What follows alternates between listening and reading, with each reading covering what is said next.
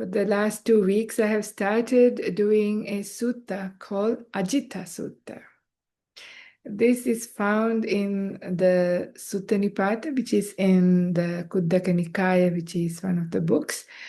And it's the last chapter called Parayanavagga, which is the way beyond. And this is the first sutta in this chapter. This suttas or these discourses in the Parayanavagga, or the way to beyond, as amongst one of the earliest teachings from the Buddha. Even some of these suttas were referred to by the Buddha himself in other discourses. Yeah, so it shows that they were some of the early suttas that he was referring back to in other discourses. And also they have been memorized and recited by people while the Buddha was still alive. So there is even an evidence in like a sutta called Nandamata Sutta, I think it is Anguttara 743. There is this lady called Nandamata who's seen to be reciting the entire chapter. So this may have been a practice at the time. So it's kind of interesting. But the suttas there are quite profound. Yet, they can be understood in every different level as you see fit or as you are ready. And the thing with verses is that they're very short. There is not much explanation given. Yeah, there is a set of questions by a student and then a set of answers. They're just one-line answers by the Buddha. However, these students, there were 16 students who were all students of a Brahmin called Bhaveri, who lived in south of India. And even these students themselves are teachers who had followings as well. So when you see their questions, you can see they were quite, well-practiced people. They had some insight into life and existence. So that is how they asked the question. So they were quite already a bit wise and able to understand something that is given in brief, in detail. So therefore, so it's not, this is the thing with the verses. So with the verses, sometimes you need a little bit more commentary or help of the other suttas to then try and understand the meaning. But the beautiful thing about the verses is the verses are very helpful to uplift our mind. And sometimes some of you already know quite a lot of the Buddha's teachings. So sometimes all you need is just a bit of inspiration. You hear a few verses and some Dhamma concepts, and that triggers an inspiration in your heart to keep going with your practice, right? So it's not that there is endless things that you need to learn new, but rather the idea of these Dhamma talks is to also just, bring up things that we already know and find some inspiration. So in this Ajitha Sutta, we started, we did the first two verses in the last two sessions. The first one starts like this. I will just mention just to keep the continuity, but it is the second two verses that we need to go through. So the first one goes like this. By what is the world obstructed, said Venerable Ajitha? Because of what does it not shine? By what is it smeared? What is its greatest fear? So these were the first set of questions by the student Ajitha. And the Buddha says, the world is obstructed by ignorance, replied the Buddha.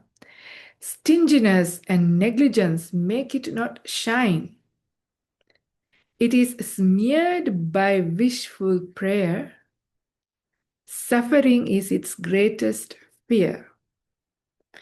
So in the first class, I think we took quite a lot of time explaining what is ignorance and how that obstructs the world And here, when the Buddha says world, it's not just the planet Earth, but it is just the world of our mind, the world of our senses, our sensory world, because that is the most relevant world for us. It is in that world our sufferings and happinesses are born. So that is the world that is important to us. Yet this world is in the darkness. Yeah, we travel in the darkness of the ignorance. And what is the darkness of this ignorance? The main point is that this idea of sense of self that we assume, right?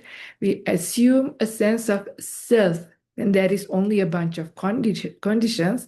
And once we have a sense of self, with it comes the cravings, yeah?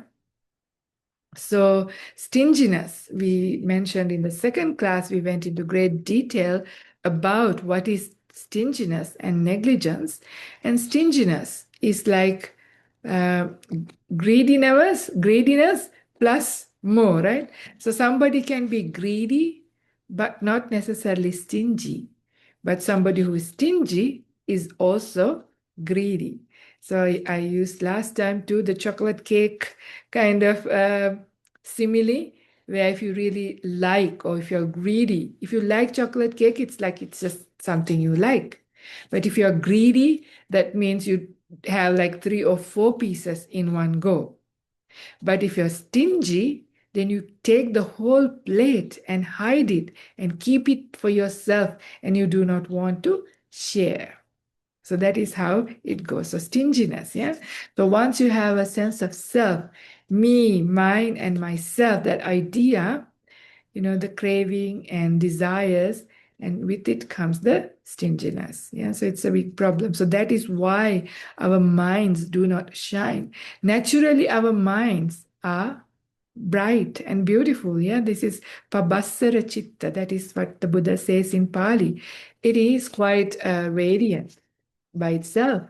But it is these defilements that cover it. And these defilements come because of the darkness of this ignorance. Yeah?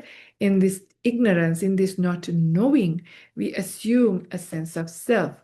And also, together with that, there is that understanding, not understanding, there is suffering, and all of those things are there. I won't go into detail since I did quite a bit about it. And then we mentioned what is negligence. So negligence is that we are not, doing anything about the problem, yeah, being negligent. But the opposite of it is like diligent, yeah, being diligent or skillful. And we mentioned being diligent is one way of doing that is how we give attention to things. Yoniso manasikara, wise attention. Yeah. So whenever we give wrong kind of attention, we attend into things in the wrong way, then we are also negligent. Yeah. We are not doing what we're supposed to do. Then we are doing what is keeping us in the darkness. Our minds do not shine. So whenever we are able to project or look into the world, attend into sense experiences with wisdom, wisely, then the mind starts to shine. So I also use the simile of, how when there is like a difficult situation, how you look at it and how else can you look at it so that instead of getting negative emotions, you can use the way of attending to bring up positive emotions. So this is how the mind starts to shine. And this is how you're negligent in practice, but instead you're diligent and you're doing something. So it's not only about going on retreat and meditating many hours a day. As long as you are able to direct your mind, attend with wisdom, then you are doing the work. You have started the work. And then what is it smeared? It is smeared by wishful prayer. It is just like longing. It is all those wishes that we want. We're constantly wishing for things. Like we want good health, we want a nice job, we want a nice partner, we want this and we want that. And usually in the world, people pray for things, right? So praying, wishful prayer, jabba bilepana, bruhi. Yeah, so this is the very sticky thing. praying, our desires, our wants. This is what smears the mind. And when we are in that kind of situation, the greatest fear is the suffering that is inherent in this. And so this is just a very summary of the last two talks. So today, I wish to do the next two talks. Let's see whether we get to the next two or do a couple of lines only. But let me, just for the sake of people who do enjoy hearing this in Pali, say it in Pali, and I promise I will say also the English translations. So the first verse goes like this. Savanti sabbadi sota, sotanang kim nivaranang, sotanang sangvarang bruhi, kena sota pidhiyare. The translation is, the streams flow everywhere, said Venerable Ajitha. What is there to block them? And tell me their restraint. By what are the streams stopped? Buddha's answer was like this. Yani sotani lokasming, satite sang nivarana, sotanang sangvarang brumi, panyete pidire. So the world's streams, replied the Buddha, are blocked by mindfulness. I tell you, the restraint of the streams, they are stopped by wisdom. So that's a summary. And for those of you who already know quite a lot of the suttas and the teachings, so understand, right, the set of questions and the answer. But it is always very nice to delve deeper into these things, right? So that we can bring up more inspiration, more perspectives into it, and with it comes a bit more or deeper understanding. So usually when you hear the word sota or streams, that the Pali word for streams is sota, is you remember sotapanna, yeah, the stream winner or the stream enterer, which is a positive state.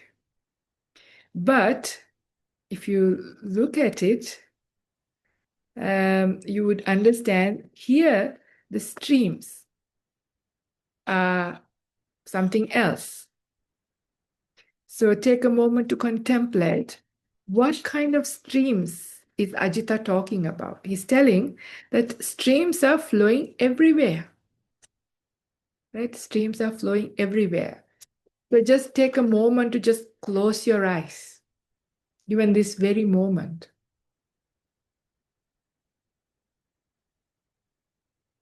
And if you stay for a minute or a little while, see whether you can feel the pull. So you can see and feel the pull of your wants, right? Even the want to feel comfortable, even the want maybe cup of water, even the want of any concern. So the mind is constantly pulled. Yeah, mind is just flowing out. Yeah, this is the idea. The streams here are the flowing out, outflowings. There is also the Pali word called asrava, yeah? So these are the outflowings of the mind going out. So there are three types of asavas, but there is also four types in some places. So the first one is called kama asava, that is sensuality, so the flowing out into the sensuality. Bhava asava, that is flowing out into wanting to exist. Avidya asava, that is the outflowings related to ignorance. But there is also ditta asava, the outflowings related to views. Yeah, so these are the kind of things. So take for a moment again to reflect, when our eyes are open, when we see something, when we make a contact of sight, what happens? You can see, right, how a stream flows out from our eye, yeah, into the thing, and how it proliferates with desire. with craving, with concern related to me, mine, and my things. This is our chatter, our mind constantly working like this. Yeah, whatever sight we see, or the memory of what we have seen, that also happens. That is from the mind, I outflowing based on a sight that we have seen. And same with the ear. When you make ear contact, you hear something, sometimes one or two words, sometimes it's just barely the sound is enough. Something starts to flow out from your ear and goes out, yeah, and drags you out. Your mind is not here anymore. It's far away. Could be in Siberia even in a minute, yeah, depending on what you heard. Same with the nose, with the smell, it can go. Sometimes, smells bring memories. Yeah, you relate to a certain memory with a certain smell. Or sometimes it's just the taste. Tastes also have that kind of thing. You have a taste and it takes you out again. Touches. And of course with the mind. Yeah, all based on all the five sense contacts. And mind has its own speciality as well of fantasizing and proliferating into things. So these are the streams that Ajitha is talking about. So streams are flowing everywhere, he says. And that is so true, isn't it? We are like this spring, big spring, and through our eyes, there's a stream flowing out from our ears, from our nose, from our tongue, from our body, from our mind. 6 streams are flowing out constantly, dragging us out in all different directions. Yeah. So, and he's asking, so how should we dam them? Yeah, how should we stop them? And how should we completely end them, restrain them? And where do they come to a complete end? So quite an important question for all of us, isn't it? So it's really important to understand this deeply. And I want to bring up quite a nice sutta. And this sutta I have spoken about this in an earlier Dhamma talk here as well. This is from the book Itivuttaka. And it's thus I have heard kind of, this was said by the Lord kind of teachings. So in this one is called the river current or Nadi Sota Sutta in Pali. It's Itivuttaka 109. I'll just read it out and explain it a little bit about this very outflowing. This is also Nadi is like a river, right? River current. So river current, it's like our mind, or we are in this current of a river. So it is very similar. That's why I just wanted to bring up this sutta, because it's endless what I could speak about this verse, because about desires, about cravings, about asavas, and how to stop them is the entire teachings of the Buddha, right? It's everything is captured there. But for this Dhamma talk, I will bring this one up for now. So this is how it reads. This was said by the Lord. Suppose, bhikkhus, a man was being borne along by the current of a river that seemed pleasant and agreeable. But upon seeing him, a keen-sighted man standing on the bank would call out to him, "Hey, good man, although you are being borne along by a current of a river that seems pleasant and agreeable, lower down there is a pool with turbulent waves and swirling eddies, with monsters and demons. On reaching that pool, you will die or suffer close to death." Then bhikkhus, upon hearing the words of that person, that man would struggle against the current with hands and feet. Then the Buddha goes on to saying, I have made use of these simile bhikkhus to illustrate the meaning, and this is the meaning here. The current of the river is a synonym for craving. Seeming pleasant and agreeable is a synonym for the 6 internal sense bases. The pool lower down is a synonym for the 5 lower fetters. Turbulent waves is a synonym for anger and frustration. Swirling eddies is a synonym for the 5 strands of sensual pleasure.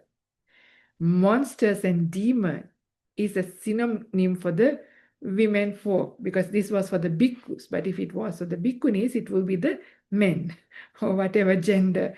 So this is that. Against the current is a synonym for renunciation. Struggling with hands and feet is a synonym for instigating energy. The keen-sighted man standing on the bank is a synonym for the Tathagata, the Arahant, the fully enlightened one. So again, this sutta you can go deep, but even without going deep, you can understand, right? This is, don't sometimes need a very deep understanding to know what this is like. So this is our life. Yeah, we are being carried away by a current. For some of us, it's not even like a gentle current. It's like white water, right? It can be really rapid current that we are on. The life is going very fast and very turbulent with all of these things already and being carried away. Sometimes it's like even there are not just little waves. Sometimes these waves seems like tsunami waves. Yeah, sometimes we seem like out of control. How on earth are we going to be able to stop and start swimming against this strong current? So what this Ajitha is talking about is these streams with strong currents flowing out, and how hard it is for us to restrain our eyes, restrain our ears, nose, tongue, body, and mind. Yeah, so this is what, so whenever I is seeing things, yeah, the sensual, delightful things, sensual pleasures, and how some of these things are like, you know, the demons, that is like when they grab you, they eat you up, and that's the end of your monastic life. That is why they were called like the women for the bhikkhus. Yeah, if you get entangled, you disrobe, and you get, that's the end of your monastic life. That's why it's an end, like being caught by a demon. So just roughly, it doesn't have to go deep into the idea, but just a simple reflection to bring up inspiration into these streams that are flowing out constantly. And how can we dam them? And how can we completely make them to come to a stop? Yeah, restrain them and make them to stop. And the Buddha's answer was the streams, the words of the Buddha are blocked by mindfulness. Yeah, blocked by mindfulness, and they're completely stopped, restrained and stopped by wisdom. Yeah, so this in brief, you can understand how mindfulness work, because if we are not having any mindfulness whatsoever, we don't even know that we are being carried away. All we know is at the other side when we suffer, right? When you are already drowned or being eaten up by monsters, or, the struggle that we have as a result. But when we have mindfulness, then we have some way of blocking or damming these things up. Yeah. So how do we do? So this is all about the sense restraint. How do we do the practice? Yeah. So again, I could spend many Dhamma talks on that, right? Many suttas could be brought up. But for this one of the suttas that comes to my mind is from Anguttara Nikaya, that is Numerical Discourses. in the chapter 2, Sutta number 31. Yeah, so in here, the Buddha says, because these two things pertain to true knowledge. What two? Serenity and insight, that is samatha and vipassana. When serenity is developed, that is samatha is developed, what benefit does one experience? The mind is developed. When the mind is developed, what benefit does one experience? Lust is abandoned. So the main purpose of developing samatha meditation or meditation on serenity is to abandon lust, raga. Yeah. When insight is developed, what benefit does one experience? Wisdom is developed. When wisdom is developed, what benefit does one experience? Ignorance is abandoned. A mind defiled by lust is not liberated, and wisdom defiled by it's not liberated, and wisdom defiled by ignorance is not developed. Thus, because through the fading away of lust, there is liberation of the mind, and through the fading away of ignorance, there is the liberation of the mind. So this is the Cheto Vimutti and Panya Vimutti that is based on samatha and insight. Just to bring out, just to show that, how stillness meditation, samatha meditation, in brief, breath meditation is one of the most common ways of developing stillness, right? Samatha, serenity. And that is a very good meditation to take care of the craving, raga or lust, yeah, which is one of the biggest problems. Why we can't enter deep meditation is this very desire for the sensual world, yeah. The mind, the streams going out into the sensual world, yeah, kama asava. So the outflowings based on kama loka, yeah, the sensual world. So how does this work? Yeah, how does this work? And in another very beautiful sutta, in the Ayya Sutta, I'll just read out that so that you know it and you will remember it, hopefully. Ayya Sutta is also from Anguttara Nikaya, and it is in the chapter 9, Sutta number 3. I'm not going to read the whole sutta. I'm just going to read a small bit here, and then I will read a little bit more later. The part that I want to read is that mindfulness of breathing should be developed to cut off thoughts. Yeah, interesting. The to cut off thoughts. And the Pali word I have written down here is also vitakka upachedana. Yeah, upachedeya. So to cut off thought, breath meditation is very helpful. So this is a common problem, isn't it? Many people say, well, I'm trying to meditate and my mind keeps, thinking. There's so much thought, the inner chatter. Yeah. How do I take care of it? Yeah. How do I take care of it?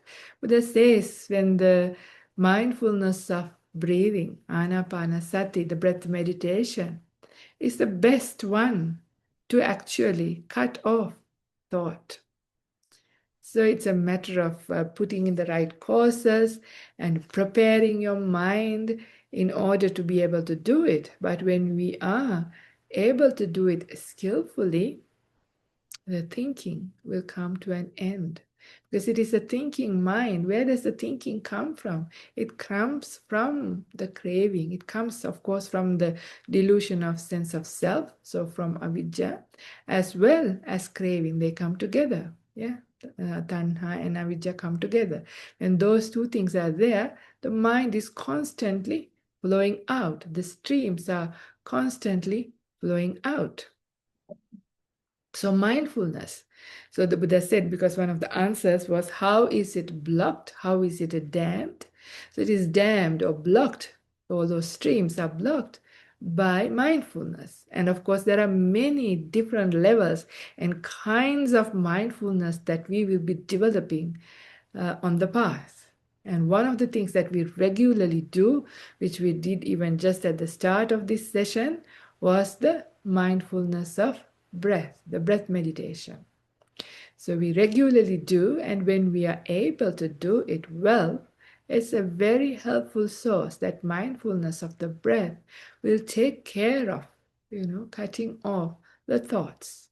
So how does that happen? Yeah, how does that happen? So in reality, in reality, this is what the Buddha says, yeah. So when we make a certain contact, there can only be one contact at a time. And you would wonder, how is that possible? So just to explain to anybody who is not aware of what is meant by contact, or in Pali, passa, means like the eye getting in contact with a sight, yeah, or with a visual object. And then you have an experience of sight as a result of that contact, eye contact. In the same way, with the ear and a sound, when you give attention to that sound, you make contact, and then you have hearing, experience of hearing. So when these things happen, yeah, so only one at a time. So, but what happens is once you have an experience of sight, what I can do, like the physical eye, is just to see light, colors and light. But soon after you have an experience of sight, the mind comes. And that experience of sight becomes an object for the mind. And it is the mind that makes you to understand, starts perceiving what you see.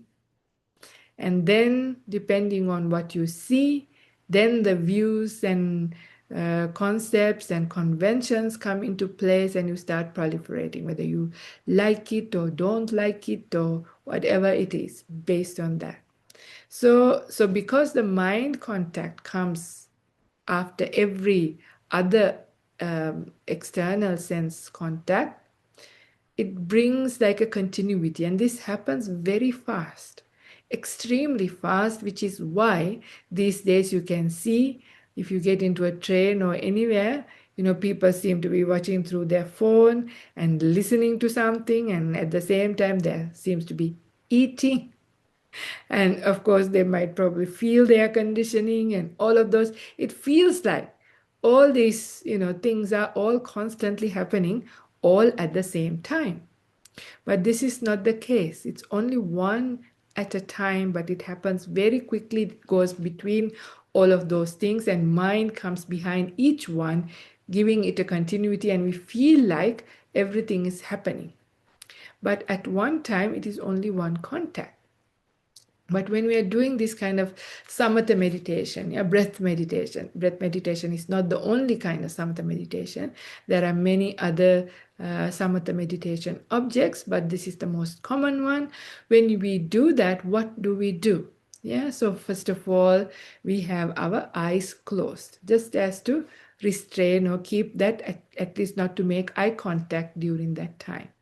Of course, we can't close our ears, but we try our very best to be at a place that is reasonably quiet. That is why the Buddha often instructs us to go into a quiet place. Yeah, but of course, even a forest is not necessarily completely quiet. There are forest animals. There's wind, sounds of the wind. All kinds of sounds are there, but you learn how not to give too much attention, and slowly the sounds fade away. I'm sure if you have meditated for a while before that, you have experienced this, right? Sounds tend not to bother you after a while. You realize, okay, that's not also happening. And then, of course, you're not eating anything while you're meditating, and you're probably at a place where there is not very many strong smells. So it's very limited. Yeah, you might feel the body like sitting, and any touch sensations. And then there is the mind.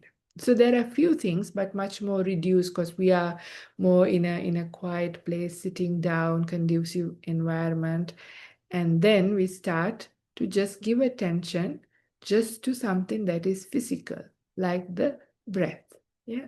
So if you are able to just keep with that, then the mind has no chance to go into thinking and into proliferation, because a breath comes in, a breath goes out. It's constantly happening. And like if you're developing the breath meditation fully, in the beginning, you are only aware of the breath coming in and breath going out, and there are gaps. But later, as your mindfulness deepens, you're with the breath for the whole breath. You see it from the beginning to the end, and then starts the outward movement, beginning to the end. So constantly you're aware of the whole body of the breath, and you're with it fully. So there is no time for any other sense to have contact. So this is not at the early stages, but this is when the mindfulness of breath is well developed. When mind is fully giving attention to one thing and one thing only, and because of that, the mind has no chance to go into thinking. So this is how the thinking is cut off by mindfulness of breath. And if you develop it, and the more you do it, the more and more you do it, the quieter you become. But we have to be very careful that we don't do this with lots of willpower, not by pushing. Because if we try to do that, then we will end up in having some kind of mental problems as well. Because mind is a very powerful thing. It should not be just forced into these things. Rather, we put in the right kind of causes and conditions. We prepare, and it happens gently over a period of time by practicing it again and again. And then slowly the mindfulness builds up over a period of time. So, but when it happens, this is how the mindfulness of breathing can take care of the thinking mind. And this is how even this kind of samatha meditation objects can transcend craving at the end. Yeah. This was the word of the Buddha, which is why I read out the sutta, that is Anguttara 231, which spoke about that. So just to get an understanding why we do these things and how watching the breath can get you enlightened. It is just one part of it, right? First of all, the thinking, the busyness, this has to stop. The streams that are flowing out, these currents or the tsunami waves, all of these have to subside, and mind has to become still before it could start to understand what's going on. Otherwise, we are far too busy, far too much struggling, yeah, with these streams that are flowing out, carried away, yeah, running towards pleasure, running away from pain, getting attracted to things, getting repelled by things constantly. Life is like this.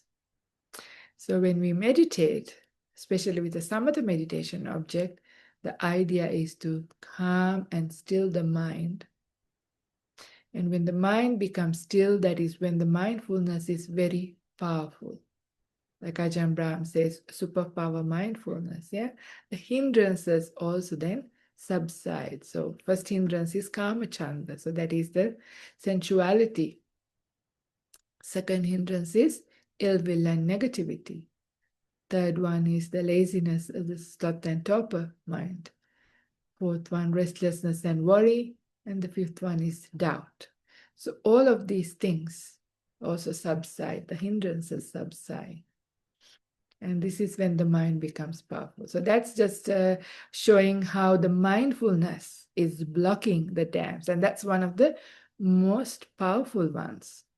But then there is all these other mindfulness aspects, right? There's many, many, many ways how mindfulness helps us. So another way, so when it comes to samma sati, yeah, that is the right mindfulness that is found on the Noble Eightfold Path. That's a very specific one, because in the Buddha's teachings, there are many different kinds of mindfulness. And one is sati sampajanya, mindfulness and clear comprehension. That's an earlier stage, and that's the stage that is very relevant for this at the beginning, but then the next stage also can be useful. So the sati sampajanya, clear comprehension, mindfulness and clear comprehension is what is helpful in day-to-day life, even when we are not meditating, but out there in the world doing things, how to restrain our senses. It's helpful with the restraining of the senses.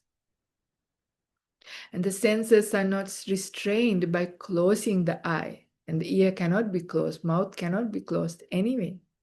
It's not about not eating. Yeah, we can't. We have to eat to be able to live.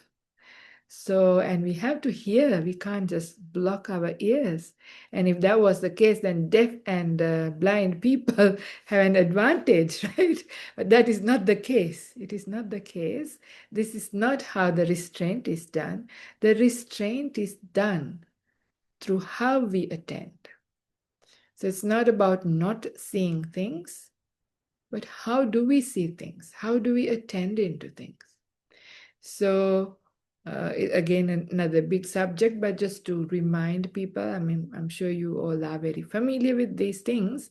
And this is like when you see something that is attractive, the Buddha says, then instead of getting carried away by focusing on the attractive features about the thing, give attention in a way that you remind just they are just elements, just made up of elements. That's all there is. Or if it is a body, another person, just body parts. That's all. Yeah, if it is a thing, you look at the elements. If it is a person, you have a choice. You can also look at a person as just being made up of elements. What do we mean by elements? Just the hardness, the liquidity, the air, and the heat that is found in all elements. Because at the time of the Buddha, there was no concept built for all the, elements that we know in chemistry. All those table of elements wasn't there.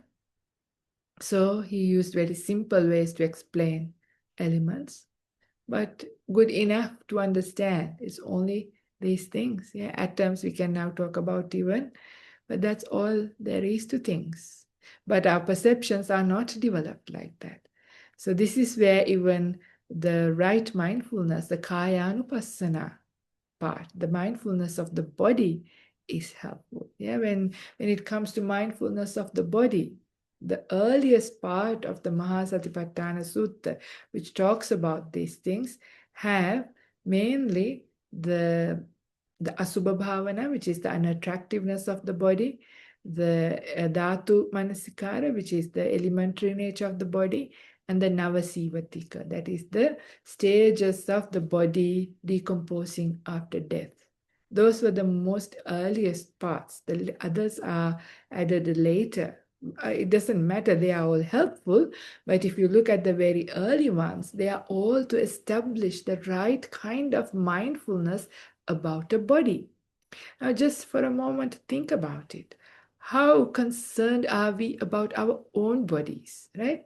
And some of you might think, now I've been practicing the Dhamma, or now I'm already quite old. I'm not that keen to be like looking how I look. I'm not that concerned whether I'm looking good or attractive. That is not a concern of mine. But how do you feel if you sort of get a big burn on your face and you have a big black scar? Would you like that? I'm sure most of you would feel, I'm not ready for that. I don't mind not being looking very attractive and doing things, but you wouldn't want to look ugly or deformed, right? So you have concerns, whether it is about your looks, but also about your health, right? It's again also part of the body. How much money, how much time, how much effort do we spend every day to take care of this body? Buddha is not saying not to do those things, but to have perspective. Why you do? Of course, you have to keep the body alive and in a good state to be even practicing the path. But of course, we do overly much, but it is mainly the attraction we feel. So in other suttas, the Buddha talks about how we feel attracted to our own body, in the sense to your own gender or whatever kind you want to feel. And based on that, we have an attraction to whatever gender we are attracted to. That is how it works. So this is the big problem, right? The attraction to a person, and how we are kept going in samsara. This is one of the very fundamental problems when it comes to sensuality. Yeah, sometimes people who are practicing come up and says, "Oh, I've been meditating for a long time, but I still love my food, or I still love my dog, or I love my music." All this seems to be my problem, but they are nothing. Yeah, those things just fall by the wayside when you start doing a bit of meditation. Much more easy to take care of, but not so easy is this attraction. Yeah, this attraction. So that is all happening because of our perverted perceptions, our wrong mindfulness. Whenever we see our body or another body, we look into it to find attractiveness, some beauty. This is what we are trained to look into features, to judge and compare even. Yeah, one of the biggest problems these days, especially with the young generation, comparing themselves with the others and getting really upset or envious, and all of these things are also coming up as a result. That's on the side. But all of these things, all of these defilements come up because of the wrong understanding. Why is it wrong? Is it that people are not attractive? Am I not beautiful? What are you talking about, Venerable? You might be asking. But the thing is, think about it. I have mentioned this earlier as well, but just to remind, you know, take the individual body parts. Think about the most attractive person, maybe your most favorite movie star. They might have beautiful hair that you would like to stroke, but if they give few strands of hair onto your dinner plate, would you like to have it? They might have beautiful teeth when they smile. If they give one of their teeth into your hand, would you want to hold it? You might like to stroke their beautiful skin, but if they peel some off and give, would you like to have them? So this is the idea, right? Just individual parts, when you take them, they are actually very unattractive. In fact, a bit repulsive kind of things. Even our own body. Yeah, think about it. If you don't shower for a day or two, how smelly, how disgusting it is. Actually, our skin smells like a dead body. It's just all the fragrance in your body wash that covers it up. If not, if you stay for a while and see, the peeling skin smells just like a dead body. So the thing is, we don't have that kind of mindfulness. We have another kind of mindfulness, and that is bodies are beautiful, bodies are attractive, then we are trapped. So, kaya anupassana, mindfulness of the body, those contemplations bring you into the right kind of mindfulness to understand a body for what it is, not to get really disgusted either, just to understand it is just made up of these body parts, and that's all there is to it. What's this big deal about getting attracted to bodies and therefore having so much desires related to it?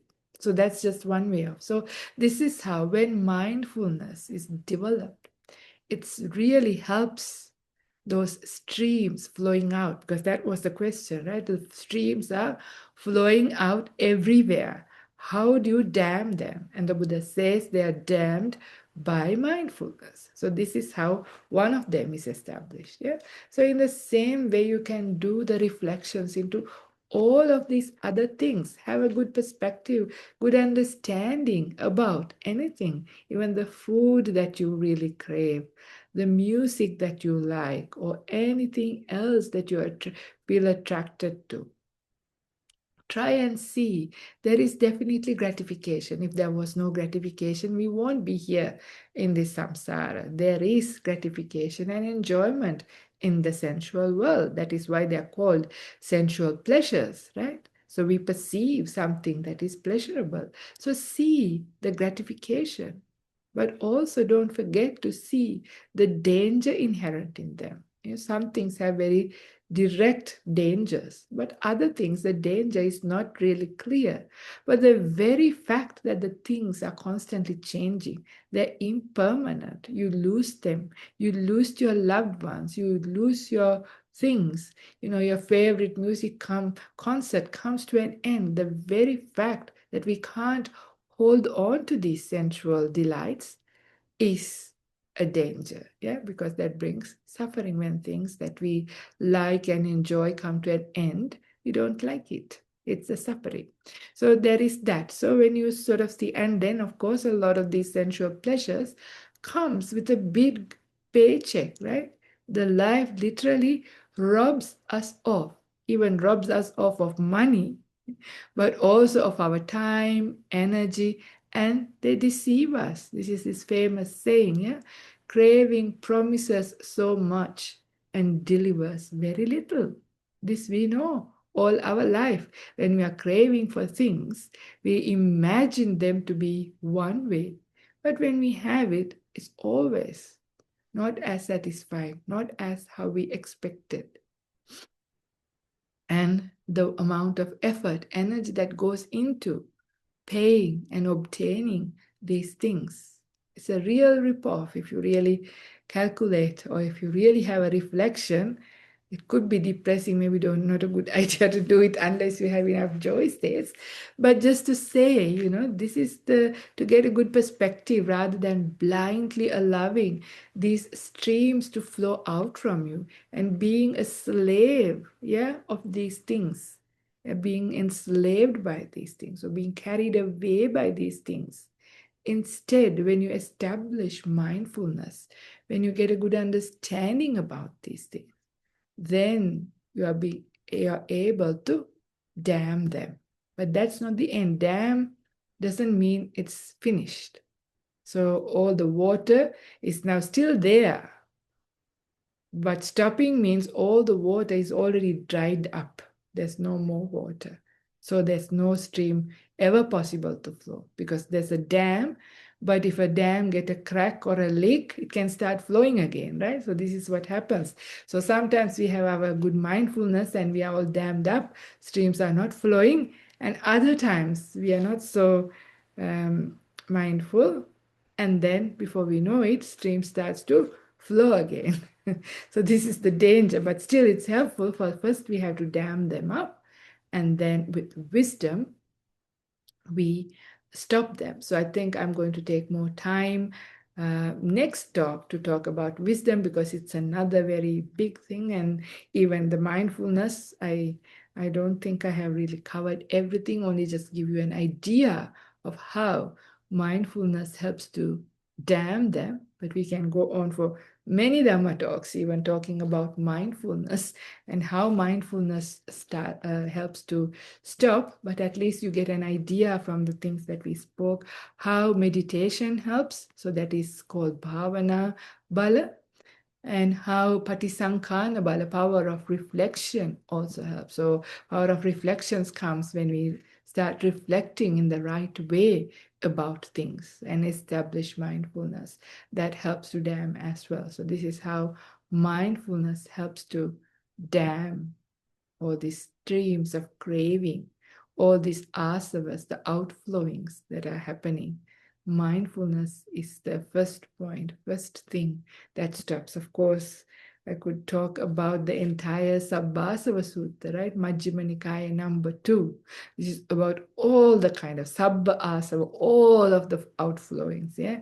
All of these many kinds, how are they taken care of? And is a whole series of things. So there's many suttas that we can discuss based on this, but I probably won't go there because we can talk about them on other occasions. But this is where I will stop.